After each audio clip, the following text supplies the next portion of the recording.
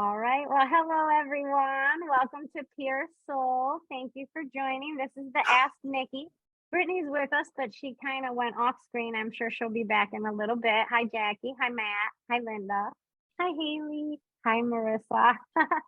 So Hi. I don't know if everybody got a chance to watch the video that Marissa did, but I'm going to turn it over to her to kind of explain what was going on and what we came to recognize. And then if you guys wanted to share your moments, once you hear how this kind of works, that would be great. It was really just to preface it, we had a really hard week and we were really stressed out, and then this moment happened, and it's like it came over both of us like at the same time.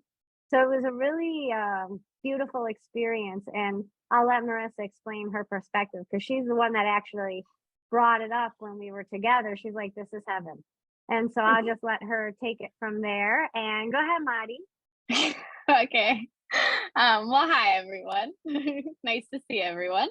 So mom and I think it was like 3 weeks ago or something, we had a really difficult week and we had put the patio together because the weather finally changed. So we had gotten these new gravity chairs and we were just kind of laying out there with the lights that we hung up, and it was just really peaceful. And I don't know, we were just sitting there and, we were both just silent. We didn't talk for like, I think it was like an hour or something. And then we just started laughing. And I was like, this is just so weird because our week was just so stressful. And then we just felt at peace. And it was like a moment where, we were just quiet within ourselves, and it was nice. I mean, from the chaotic week that we had. And so basically moments of heaven are any time or any points in your life where, you're just kind of sitting there, you're silent, nothing really is going through your brain, nothing is, calling your attention or taking away from that time. It's almost like a meditation. So that's kind of what moments of heaven are. And I know people get them frequently, at least I do. The interesting thing, that saying that says, be still and know, you know, and you think you be still and know what? Like, what are you talking about? And in this moment of stillness, time does not exist. When we looked at the clock, when Marissa looked at her watch, and she's like, we've literally been quiet for an hour. Like, not a dog was barking. There was no noise in the backyard. It was just like, how did an hour pass us by that we didn't even recognize that amount of time had elapsed? We could have sat there another 3 hours, and I don't think that we would have even captured that idea of time. And in that space of no time, that stillness does really exist. And I think, like Marissa said, we do hit those moments, and sometimes they're really fast. Like, sometimes you don't even realize you hit it, but you tend to say to people, I don't know, I'm like in la la land today. Like, I don't know where I'm at today. Like, I'm not present. Like, you feel this quietness inside of you, and we tend to make a joke out of it. We're like, oh, I'm in la la land. What does that mean, you're in la la land? Does that mean you're not thinking?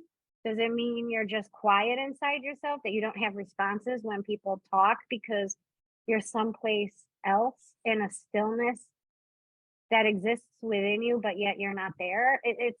It really brought to my mind so much. It answered that phrase, be still and know, because like the stillness is the known. And there are no words, and there are no thoughts, and there is no expression, and there's no individuality.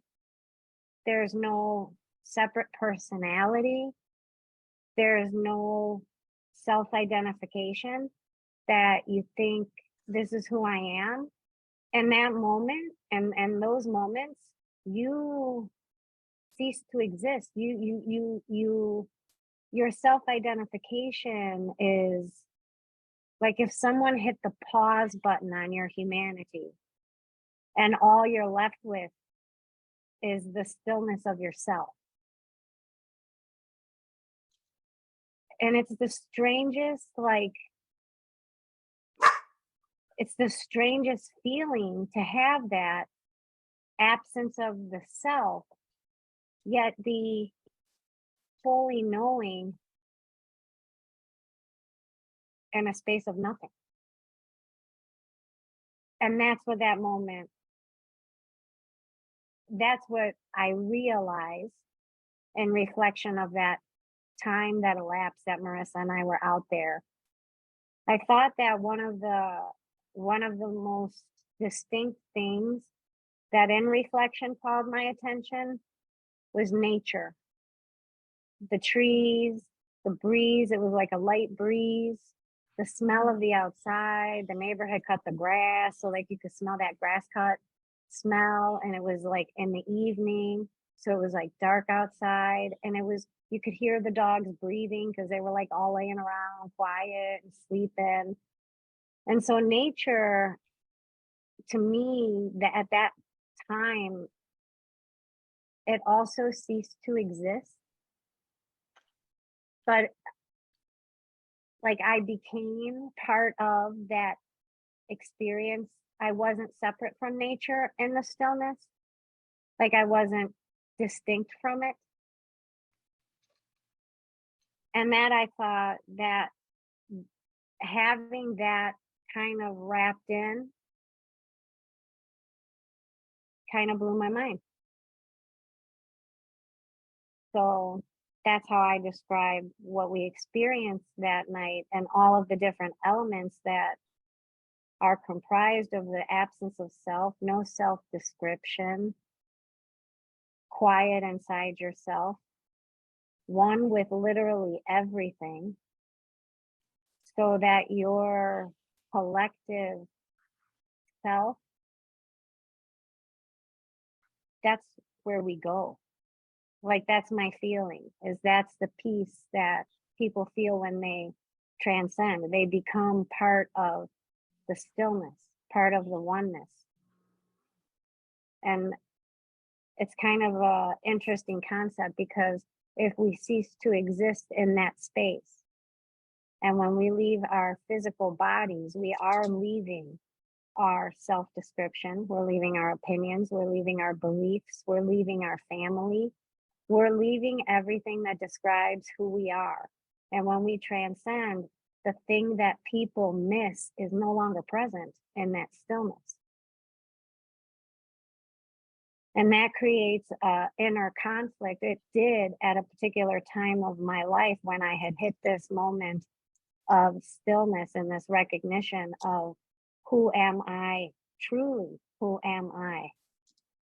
And if I can be in this moment of heaven, or in this moment of stillness and peace and quiet, and all of those things fall off of me. So in that moment, I'm not a mother, I'm not a sister, I'm not a daughter, I'm not a human, I'm not a woman, I'm not a wife, I'm not a former Marine, I'm not any of the things that when people meet me or see me, they have a description of me.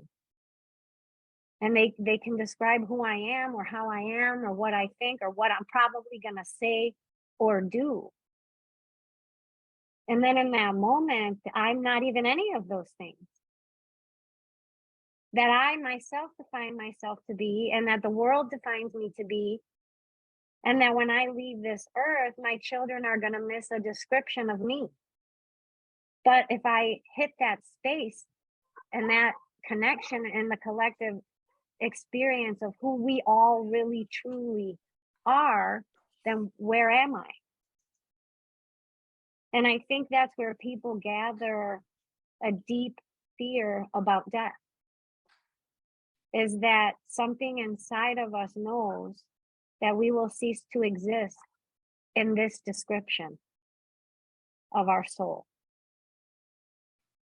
And so I do these galleries, and people, let me let the dog in, but I do these galleries and people come, and I could have, 5, 6, 7, 8, 9, 10 people.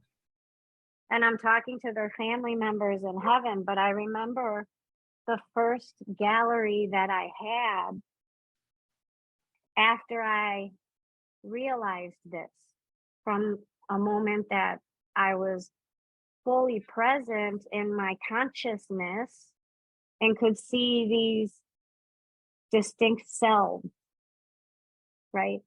And so there's this self that is my human description. And then there's this self that's connected to like my inner voice and my inner communication. And then there's this other thing that, and I am all three of these things.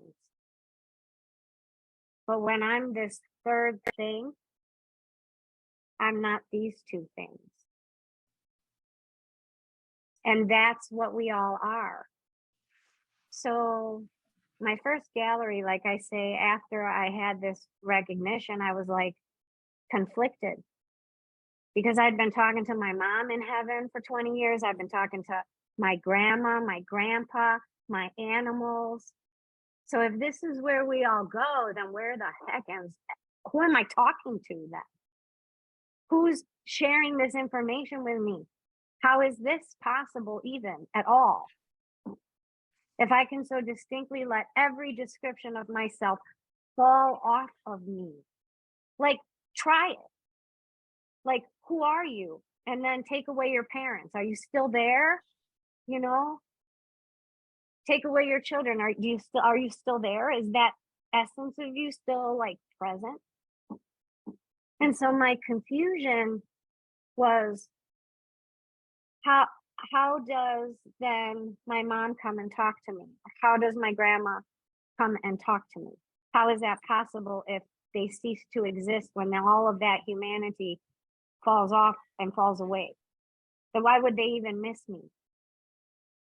And side note, when Marissa goes under anesthesia, she travels to heaven and then she tells me information. And when she had come back from one of her visits under anesthesia that she went to heaven, she came back and we were sitting at the kitchen table after she was out of recovery and everything. And I was like, so what do you remember? And she goes, please don't be mad at me, but I remember I didn't miss you. She goes, I think I went too far in to that oneness.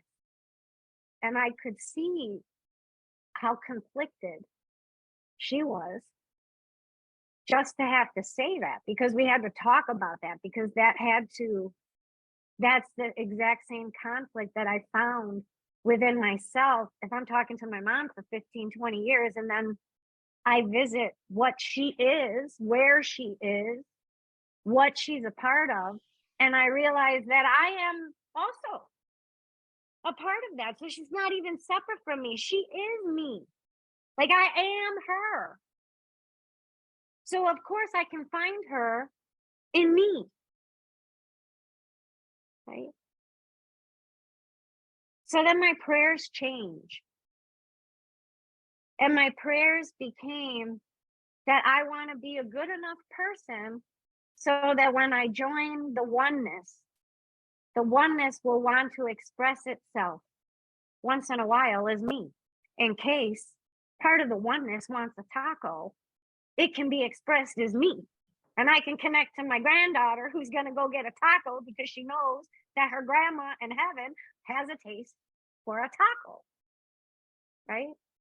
So then we ask, where do all these sons of bitches in the world go? These evil people that cause harm and damage and trauma to everybody. Like, where do they go?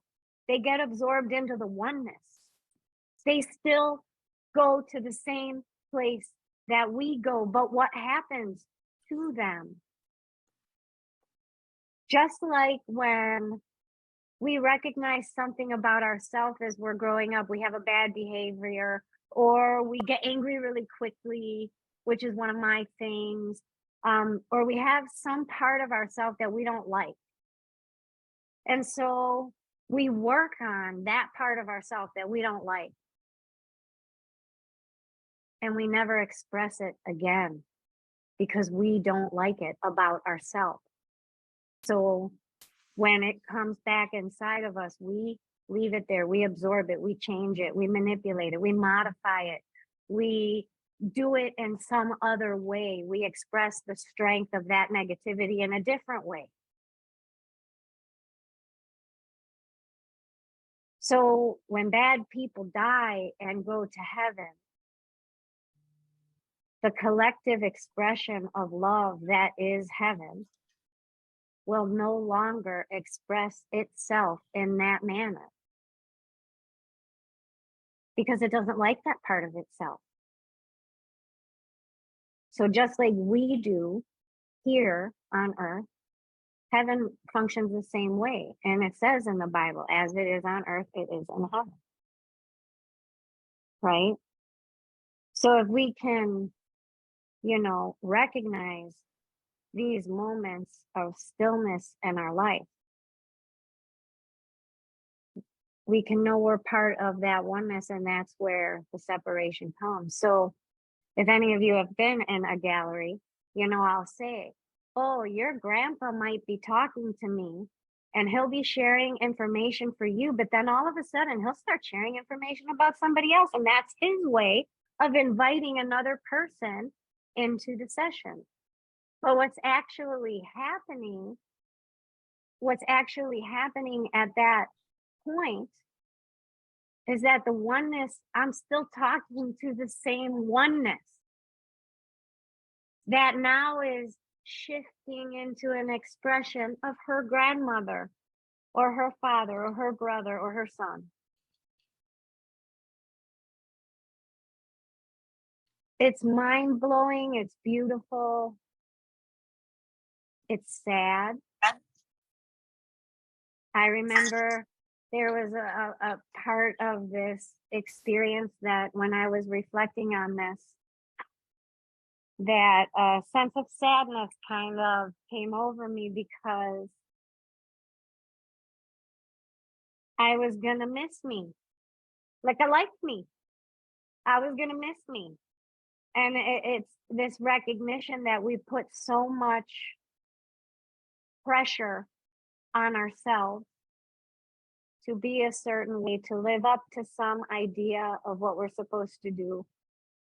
We have no clue at all that we're perfect right the fuck now. Like, right now. We can't be anything other than perfect in that oneness. There is nothing other than perfection there. We are perfect.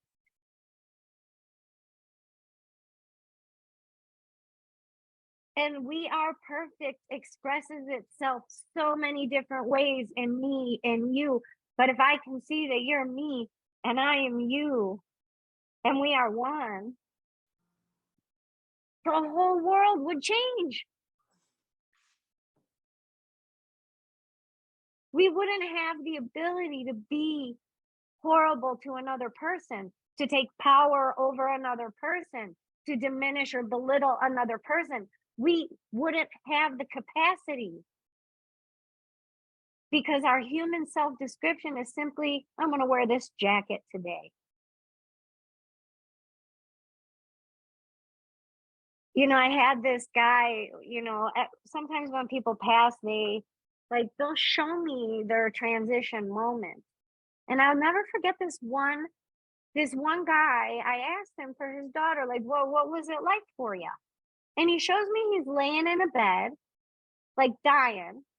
And then he gets up out of the bed and he unzips himself, like as if he was unzipping a winter coat, and takes it off himself. And then he's just a light body. And he lays his humanity right on the bed behind him where he died. And I was like, whoa, like, whoa, like, whoa, like, I can't even tell you that it blew my mind. It was amazing.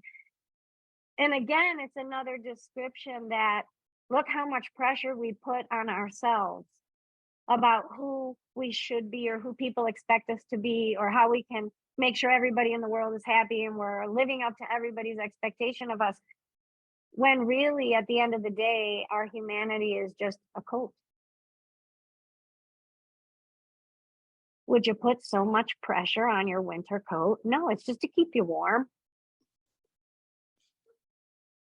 That's it. It's just to keep you warm. So we can ease up on ourselves. And we can stop thinking that we're not good enough or that we haven't reached some certain level of the self that is acceptable to the world around us. Because if we're all part of the oneness, then we each have our own little thing to do. And anything we do to our neighbor, we are actually doing to ourselves. So after that realization, I started to notice that my sessions were changing in a sense. And instead, when, I tell people I'm going to reach out to your spirit now, and I want to talk to your spirit, what I'm actually doing is trying to find the place where we're both the oneness. Because I know you if I am you. And so I don't try to find your individuality in a session. I find where you and I are one. And since I know me, I know you. Right? So every single reading and every single session has something to do with me because I'm you. So when people say, how do I know? How do you know that? Well, because I'm you and you're me. And that's how I know that. So that's my spiel of our moment and everything that it kind of brought up inside of me when we had that experience, Marissa and I.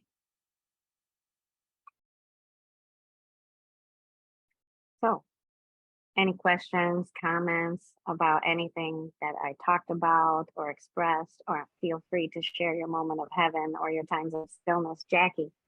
I got plenty of comments. First, I was going to say that Psalm 46:10 is be still and know that I am God. And with what you're saying, because I've thought about this a lot, that really is saying, know that he is God, know that you are God. When you have a moment of heaven on earth, it's because we can find a way to pause the mind and the body, leaving only the spirit. So those are the moments while we're here, we can pause it. And I think when we actually do die and cross over, it's the permanence of that, like that you have to find that way to choose only your spirit. And once we all choose that, that is the oneness. So like 100% everything you're saying, like I feel that in my bones.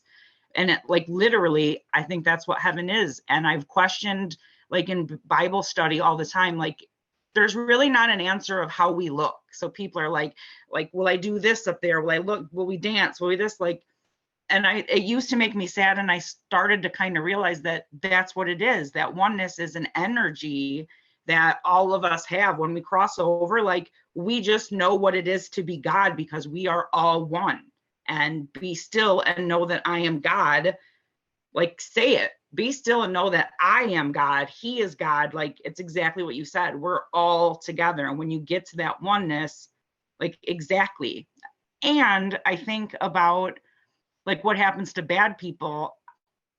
Like if you want to use that term, it's more like it's a different level for them because I don't think they necessarily let go of the body and the mind 100%. Like to me, I think that's what heaven is, that you have to give up both of those. And even if you think you want to, like that's a struggle because like you said, I would miss me. Like it's almost like a practice in meditation of getting to a point where I'm only going to recognize myself as the things that I won't miss because it will still be me. I'll take that with me.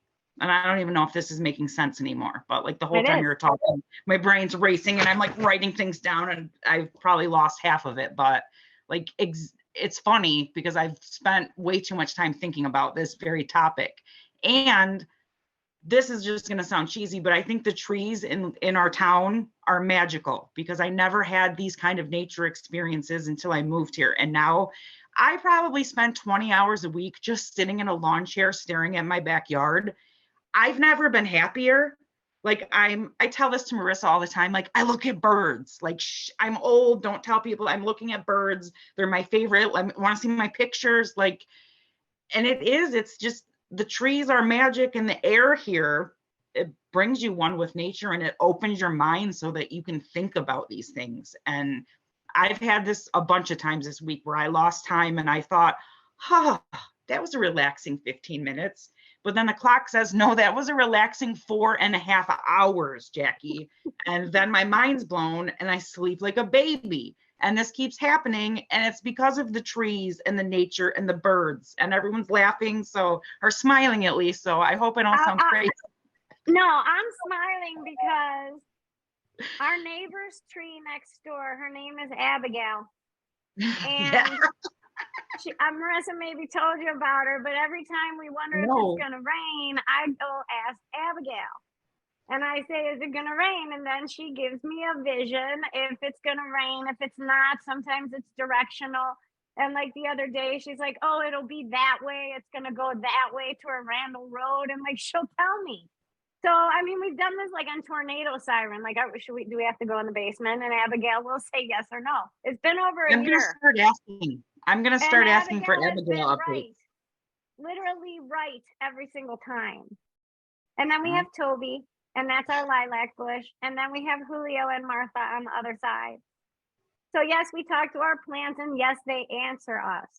And having that awareness that we are one with nature, we are one with anything living.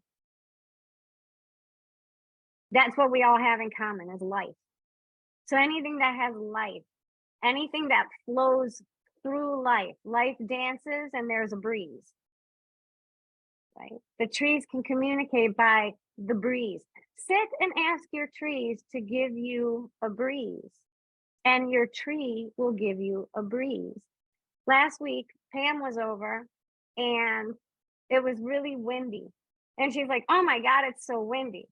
And I literally said, I'm going to ask for the breeze to calm. So I said a little prayer. Pam did not notice. I don't know if she noticed or not, but I swear to God, it calmed. And then it wasn't breezy. And there was about a 15-minute lull where there was no breeze. And so try that with the elements. Ask them. You are them. They are you. They are the current that runs through life. So when you're driving and it's raining and you need 2 minutes to get in your house so you don't get soaking wet, just be one with the rain and say, take a breath for 2 minutes.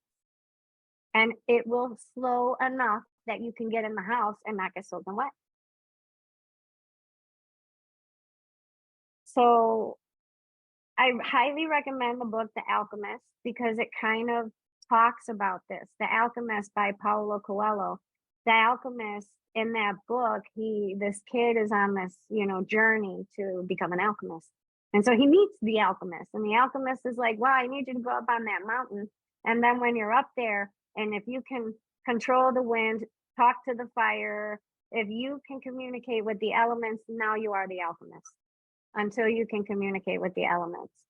And I'll tell you about my father-in-law. When I went to Mexico for the first time, it was Brittany and I, we went. Brittany was only 5 or 6. So we went by ourselves first. And my father-in-law says to me, well, let's go to the market, but it's pouring rain outside, pouring rain. And I'm like, well, we can't, because they don't have a car there. It's all walking. And I was like, well, we can't because it's raining. He's like, oh no, it won't rain where we walk. And I'm like, he's a cute old guy.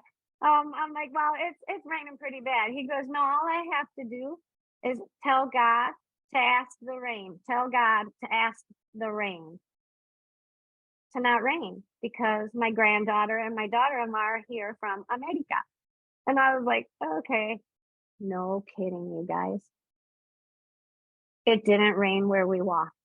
I am not kidding you. I spent the next 7 years trying to figure out how he did that every day no matter where we went, the whole time we were in Mexico, I am not kidding you, he could do it.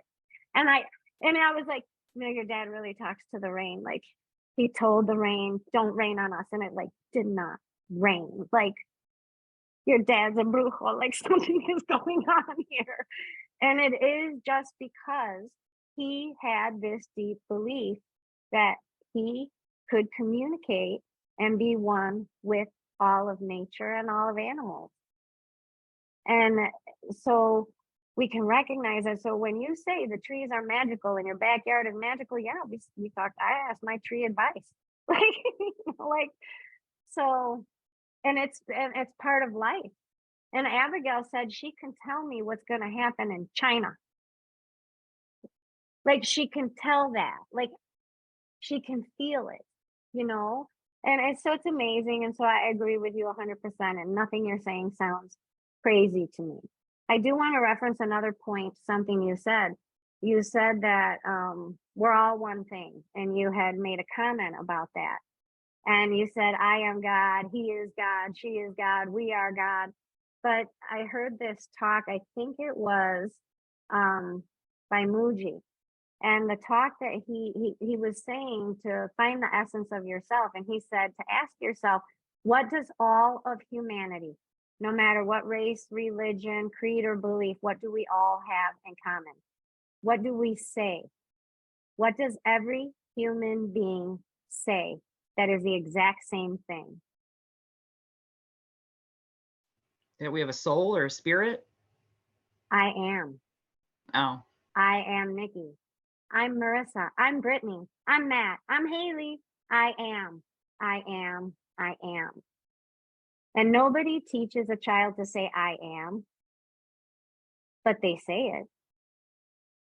They know to say it. I am. Yo soy. And whatever language, whatever religion, every single person says, I am. And that's what Jesus says. I am the way, the truth, and the life. Nothing comes to the Father but through me. I am. And we are all I am. So to get there, we have to, that's where we're going. That's what we're believing. That's what we're saying. So we all are the I am. And then we add something to it. I am a friend. I am a computer programmer. I am a, so the I am is so many different things. Right. Okay. You can continue. I didn't know, that was just my, go ahead. Sorry. No, I was done if someone else wants to say anything.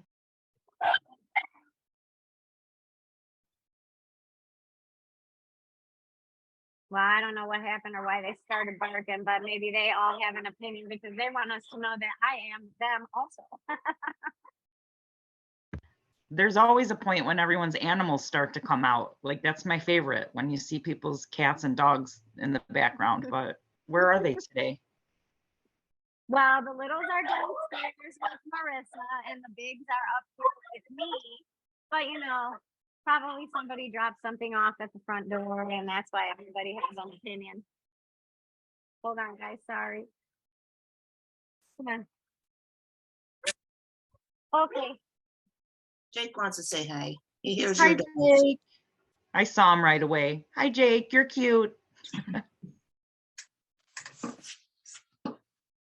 That's one of the things that I notice is in those moments, I'm a lot with like my pets or like people's pets, is like, just if I'm laying with Kenobi this week, I was laying on our bed and the window was open and I was just staring at the ceiling and I could hear the breeze and he was just laying next to me and I'm like, I don't know anything that could be better than this. And it was like as if time stopped. What I notice is in those moments, and I noticed it a lot with one of my sons, Jax, and then with Kenobi, our dog, a lot.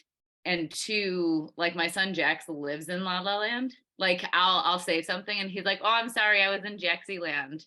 And I'm like, and I just, or we'll say something, we're like, oh, didn't you hear, like Hank will say, didn't you hear grandma and grandpa told you this? He's like, no, I was in Jack's land. Like, what are you talking about?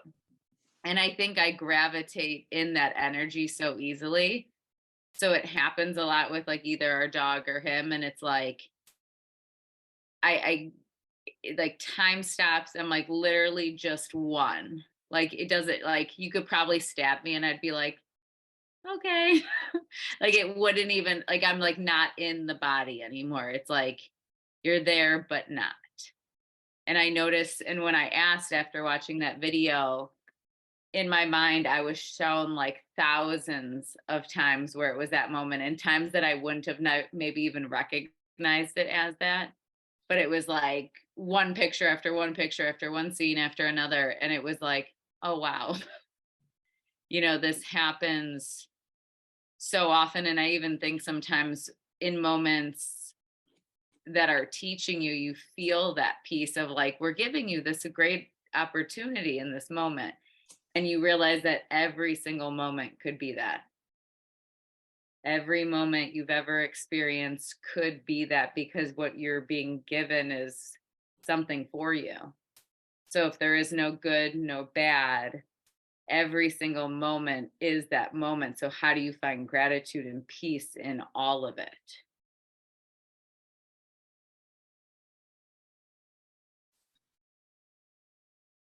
Well, I'll say, I think Matt will agree. When you ride the bike, that's heaven. Like, I used to get it with fishing. I would just be one with the lake and the boat, and the breeze would push me and no one else was out there, and I'd stand in the boat, the paddle boat would go, and then I could just wait for the fish. A lot of people don't like to fish, but it was just the oneness with the fish that I could catch them. I knew where they were. So with the bike, now I do the bike. So that's what I get from the bike, is just peace. Don't have to That's think awesome. about anything. Well, you have to think about riding, but you let your human Right. self do that. Yeah, that's true. That reminds me I of the thought day about that that. Penny was outside. Remember when Penny was outside and she was like, oh, so this is Earth. And she was just staring at everything. And she was Yes. like, the trees, the sky. Oh, okay, so this is Earth. Yeah. So it kind of reminds Yeah. me of that. Like, I think that was Penny's moment of heaven, was when she was just laying out there looking at everything. And, She I had such an find observance. She had like, she it does. was so obvious she had such an observance outside of her dog self. Mhm. Like this energy in her, like it clicked for her. She's like, oh, this is Earth.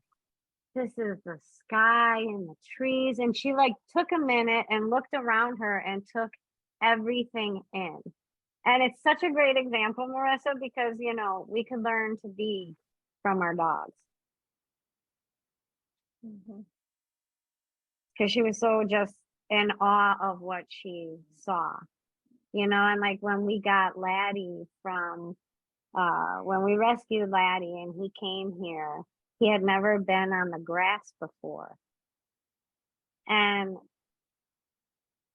so I put him on the grass, and that was his heaven. Like right there, it was all about, he couldn't even believe that there was such a thing as grass, and like such a thing as this backyard, and like he wanted to stay, and he kept saying like, thank you, thank you, thank you.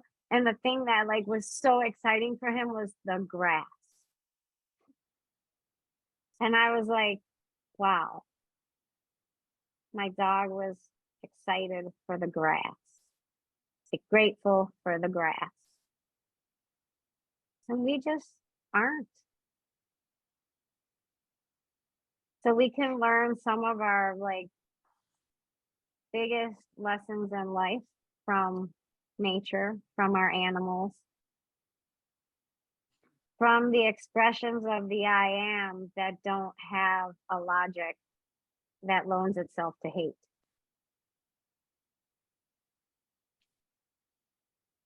Go ahead, Britt. Totally. Sorry, I didn't mean to cut you off. Okay, sorry guys, I didn't mean to cut either of you off. So go ahead, Britt. I was gonna say that when I had asked myself like what was my moment, I had this memory of like when I used to work at the bookstore and I would close at night and it would be like, midnight and we'd be closing. And I had to bike all the way back to like Wicker Park where I lived. And it was like a 5 mile bike ride at midnight. And I would just, it would be quiet and dark. And I'm just like on the city streets by myself. And I just have this like moment of total peace and like it's just me in the street and like you said, Linda, it's like yeah, you have to still like ride the bike, you still have to drive, like you still, but it's almost like it that goes on autopilot and like you are not aware of yourself on the pedals or you're not aware of your hands on the handlebars, you're just in the moment. And then I talked myself out of it and I was like, no, that's not true, because I was doing a thing, I wasn't just sitting and relaxing, I was like doing something. But when I think about the moments of heaven that I've experienced, it has been when like my focus zeroes down to like nothing. And I'm either so hyper focused that I'm completely gone. So like another moment that came to mind was when I was climbing. I had this like really hard climb I was working on. And it was like in the moment I was on the wall and I was struggling, but I wasn't thinking about like what my next move was going to be. It was just me and my breath on the wall. And like in this moment of like physical struggle, but I was completely zen and I was completely like in a flow. And I only had that like once or twice when I was climbing, but when it happened, it was like very special of like this total absence of humanity. And I wonder if it's because my humanity was totally occupied. I don't know. And sometimes that can happen in a lot of different contexts. I tell people all the time, like, if you have a question for your soul, if you have a question for God, if you need an answer, ask the question and then go clean the bathroom. Like, go get involved in something else. Go do something else. Ask the question, put it out there, and walk away. Because if you sit there and wait for an answer, any answer you get, you will dismiss, you'll argue with, and you won't believe it. You'll think it's your own brain telling you stories. So, in order to avoid the subconscious mind and how it crumbles our soul and shuts it up and argues with it, in order to like not give that power, you just ask the question and walk away and live your day. At some point, you will get the awareness. It will just click in your brain, or somebody will say something and be like, oh my God, that's totally my answer. Right. And then and you'll know that it's from spirit because you weren't thinking of it when you got the answer. It just popped in. And that's how you know that it's an authentic response, because you asked the question 7 hours ago. You forgot you asked the question, and now you have the answer. And having the answer makes you remember that you had a question. That's how you know it's authentic. That's how you know it's from your spirit, because you're like, oh my God, that's right. I did ask myself that. I did put that question out there. And this just kind of helps you to recognize how the response comes to you. Because when you do put the question out there, you have to be open to all the different responses and how they can be expressed to you, which is anything, and everything. And the thing is that your inside self or your spirit will make it click, and you'll be like, oh my God, that's totally what it is. And then stay there. Don't go anywhere from there. Oh my God, that's totally what it is. Oh, I'm crazy. It's probably ridiculous. I'm probably just making up stories. See, don't go there. Because you'll know at that moment that that's your answer, that that's your response. You have to keep your brain on that response, because if you don't, you end up transferring to the subconscious mind, which then starts to question you, challenge you, and you're not going to get that answer a second time, because spirit gives you the answer. Then you argue with it. But spirit's answer isn't going to be different the second time. The only thing that might be different is your new argument for the same information. Right? And we just keep doing that and doing that and doing that. So if we can recognize that we've got the answer, it's right there, then we know that we can let go of the subconscious and not let it start to interrupt what that connection is to that collective part of us, or that soul part of us.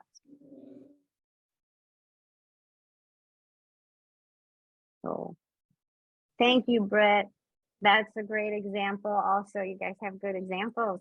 Okay, Matt, what is your experience of heaven?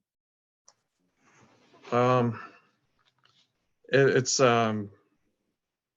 two of them actually. One, what Linda pointed out, being on the bike, and yesterday I first time after getting my bike fixed, I took mine out for a test ride to see how the custom job did.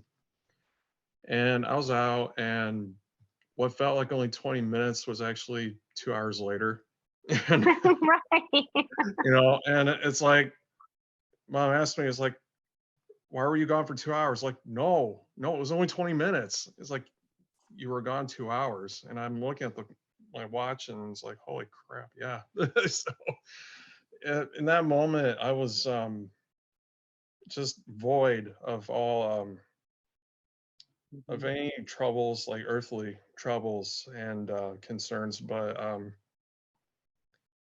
I felt peace and centered, and I noticed the hawk was out, and I knew that was my dad. Dad. His dad, and he guides me a lot to, like, wherever the bird's going, I have to follow it, because there's always like some kind of, road closure, or, God forbid, an accident somewhere.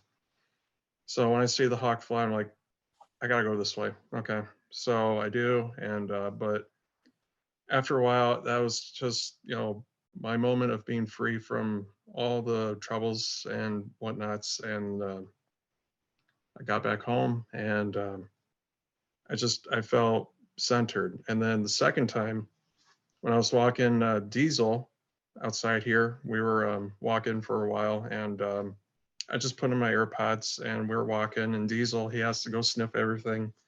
And he's not aggressive by any means. He's actually the most happiest, loving dog. When he sees other dogs, he's saying hello to them.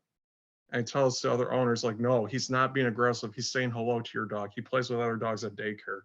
So he just wants to say hello. Probably wants to play. So, but when we resumed walking, he was in his happy moment too, I could tell. And we're just walking, enjoying the sun and some of the wind and the trees, because we live by the woods here. And one of those, again, it feels like time doesn't exist here again, but we were gone for almost like 90 minutes or so. What felt like only like 15, 20 minutes, but my watch said, like, this was a 90-minute walk. Like, it couldn't be. So, but it was those two moments, but two different experiences, but it helped me just forget the stresses of work, and like I said, all earthly stuff that we experience, our anxieties, our fears, our insecurities, everything's just out the window. And then you're just, in the moment, present here, and you're just at peace. And it felt awesome to me. And it felt great getting back on the bike. And yeah, those were my two moments of heaven. That's awesome. Thank you so much, Matt, for sharing. And hey, is Amanda gonna share a moment? I didn't know if I know that she was on the call with Britt, but they had an errand to run, so maybe they're doing that. Oh, Hold yeah. on. Hi, Amanda. Hi. I do have a moment. I guess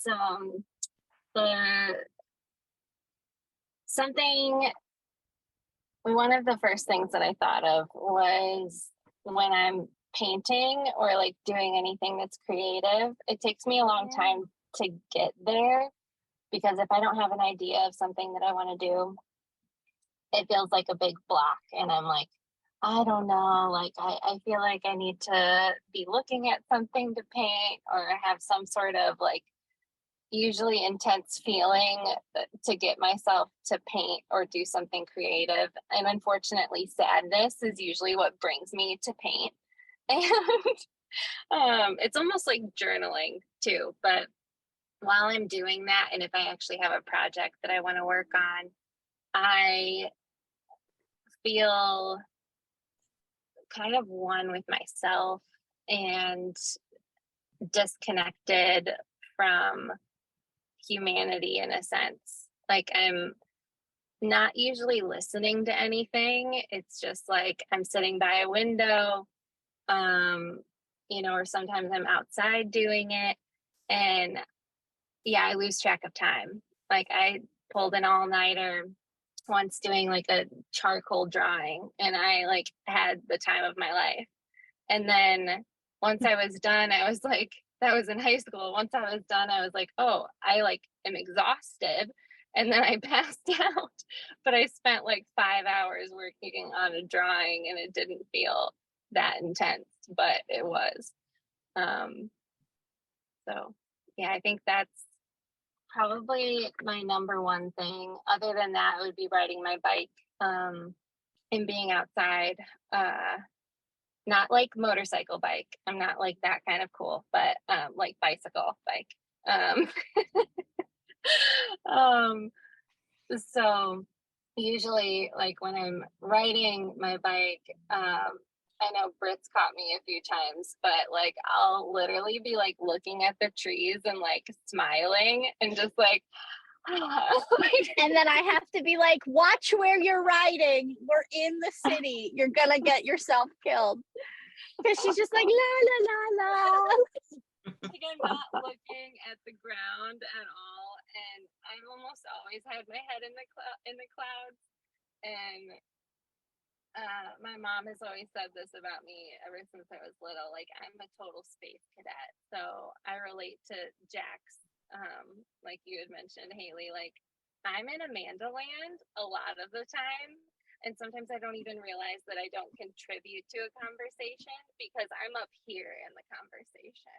Like, I just feel like I'm observing myself from another space sometimes. Mhm. So, yeah. That's awesome. I know you mentioned that sometimes sadness brings us to that place of oneness. And I think it's so interesting because when you said it, it reminded me of that part in The Chosen where Jesus, well, it's a parable, but where Jesus says that he could have 100 sheep, but if one gets lost, like the shepherd will go and leave the 99. And I know we talked about this last time, but here it is in my brain again.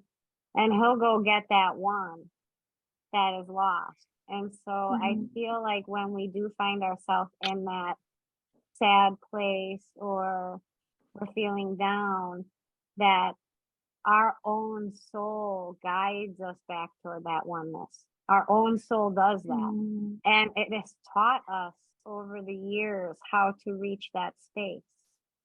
Sometimes it's by painting, sometimes it's journaling. We've all given a couple of examples, meaning that we all find our way home somehow. We all visit home all the time. And that's heaven. So Linda's granddaughter had asked a question the other day. She was asking Ariana, where is heaven? Where do you find heaven? And so I didn't know what to answer. That's a difficult question when you're trying to talk to a child. So I was going to text you this, Linda, but here's my human answer. It's behind the clouds. So every time you see a picture in the clouds, like you see a teddy bear in the clouds or you see a doggy in the clouds, like heaven is talking to you through the clouds and it's on the other side of the cloud. But you'll know you're looking right up at heaven because you'll see a picture of something in the sky. So I was going to text that to you, but I figured I'd talk to you because it was a lot to text. But that's a good answer for Ariana. But the answer that came to me from a spiritual perspective, because I prayed about it and I was like, well, God, what do you want to tell her? Like, what do you want me to tell Ariana? What's a good thing to answer her? And I saw this gold, shining, white, bright light inside of her heart with an arrow, like a literal arrow in the vision right there. That's where heaven is, right behind your heart. That's where it is. And you can find it there. And then different ideas of how to find heaven in your heart. And so I thought it was a very interesting vision that I got back. And it was very connected to everybody that loves you is heaven, right? There's people that love you in heaven and they're part of your heart. That's why heaven is part of your heart. So in any case, that's what we answered Ariana, but she might like the one behind the clouds better. It's on the other side of the clouds. That might be a little easier until she's a little older for the loved one, but I thought it was a good description. So We'll try um, that. yeah, so thank you for I that. think that makes I just wanted to add, I saw this video the other day and I think it makes sense with this is, you know, behind the heart is, it was this ancient saint and he was describing why people yell at each other. And he said, you know, if you're in the same room and you're yelling, he said, you may be physically close, but your hearts, your emotions are so blocked, it feels so far away that you have to shout to let that person's heart hear you. But just like you guys sitting outside, they said, when you are so connected and so close, you can sit in the same room with somebody and not say a word and know exactly what they're feeling and thinking.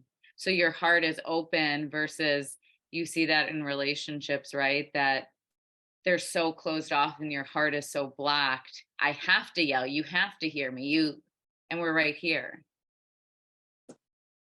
That's brilliant. Mm. What a beautiful description. That's just brilliant. Yeah. Yeah. That happened with me and Mom last year. Was we were so like our hearts were too far apart and we had to yell about it. And then now we don't have to yell because our hearts are much closer. Yep, very true. Very true. That's great. Thank you so much, Haley. I love that. Of course.